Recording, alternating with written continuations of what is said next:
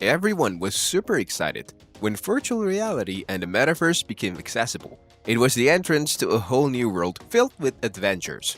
But what if I told you that you could go on one of these adventures in virtual reality, but you might not make it back? VR headsets are no longer just entrances to the virtual world. Now there is a VR headset that can actually kill you in reality. No jokes. The founder of the virtual reality company Oculus has announced a newly designed headset that can kill you in real life if you die in a game. The man behind this mind-blowing invention is Palmer Luckey. According to him, the device was inspired by Sword Art Online, a Japanese novel series turned anime. The anime was about players that were trapped in an online role-playing game where death in the game means death in the real life because of the killer Nerve Gear headset they wear. So Luckey drew inspirations from the anime to create a game where the player dies if they are unable to complete the game. But that's not all. The VR headset finishes off the player in real life if they die in a video game. The charge modules are placed directly at the player's forebrain. This means that once the player hits 0 points, their head would explode. According to Luckey, the headset he has created bombards the player's brain with extraordinarily powerful microwaves, that if they die in a VR game, they die in reality. Most people see VR gaming as a way to make the gaming experience more engrossing and lifelike, but the founder of Oculus VR headsets has taken the gaming world to a whole new level and maybe not one where people want to be. According to Luckey, pumped-up graphics might make a game look more real, but only the threats of serious consequences can make a game feel real to you and every other person in the game. Luckey's VR headset, which may not be so lucky for some people, was aptly named Nerve Gear, just like in the Sword Art Online anime. However, the Oculus founder has revealed that he is still halfway there in creating the true Nerve Gear and that the perfect VR half of the equation could still be years away. Still, the Nerve Gear has been designed to perfectly recreate reality using a direct neural interface. It has 3 explosive charge modules located right above the viewing screen. Of course, the charges are aimed directly at the player's brain and is capable of killing them instantly. Luckily, the headset is not being mass-produced or sold to the public.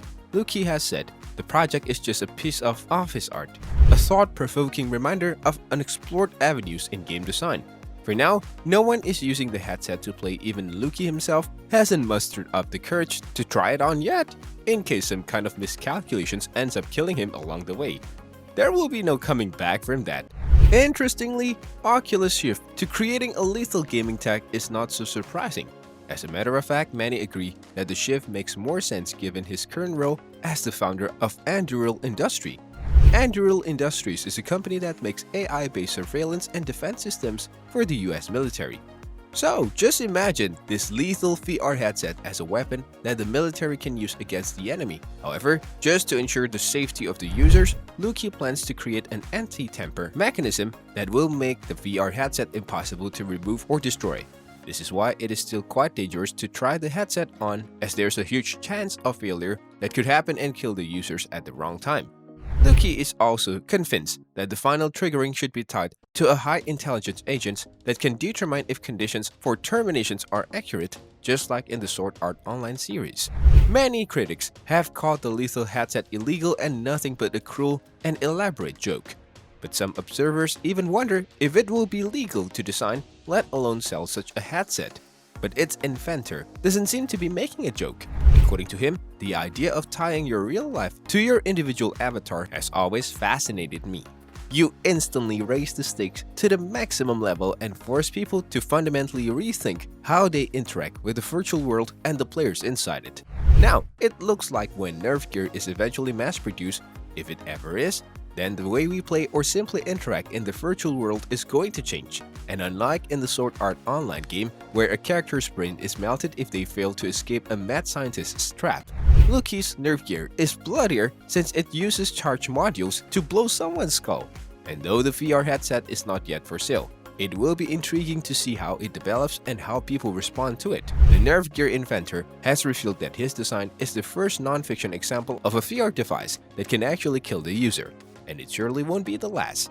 In the past, there have been attempts to raise the stakes for gamers, but now it looks like we have skipped all the other levels and we are now talking about a murderous VR headset. Although Luki is still only halfway through the equation, with many years left to perfect the other half, we don't think people are eagerly awaiting its arrival. Or are they?